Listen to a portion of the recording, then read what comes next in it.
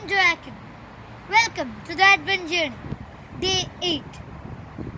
ആ രാത്രി തങ്ങളുടെ ആടുകളെ കാത്തു പരിപാലിച്ചുകൊണ്ട് ഇടയന്മാർ വയലുകളിൽ വിശ്രമിക്കുകയായിരുന്നു.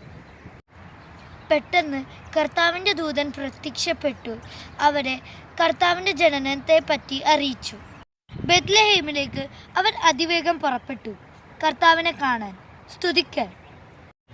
തങ്ങളുടെ പ്രിയപ്പെട്ട ആടുകളെ, ജീവിതമാർഗമായ ആടുകളെ ഒരു പക്ഷേ വയലിൽ തനിച്ചാക്കിയിട്ടായിരിക്കും അവർ പോയത്, അല്ലേ?